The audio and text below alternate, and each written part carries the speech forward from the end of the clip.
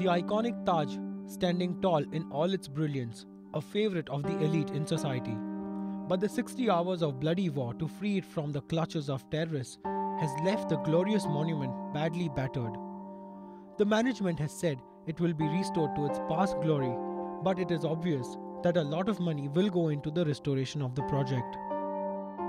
Total expenditure in repairing the damage is estimated at around Rs 500 crore. The loss from interruption of business for Taj is expected to be in the range of Rs 300 crore. The Indian Terrorism Insurance Pool has already released the first payment of Rs 25 crore towards the claims arising out of the terror attack.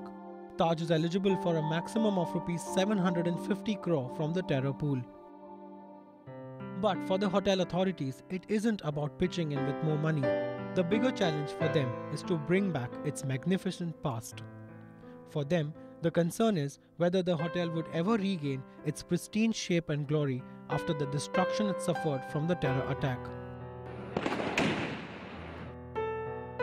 They will make sure that they get the best in terms of craftsmen, in terms of restorers of paintings or artifacts, in terms of structural engineers, conservation architects. So there's no doubt whatsoever in my mind that the Taj will, come to us in a new avatar, but in all its shining glory.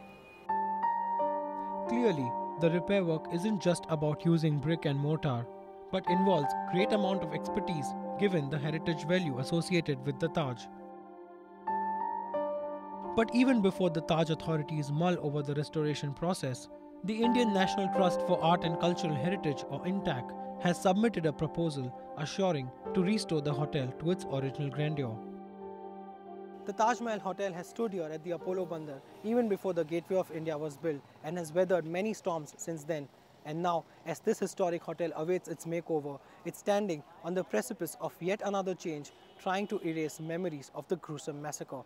Ronak Kotecha, NewsX, Mumbai.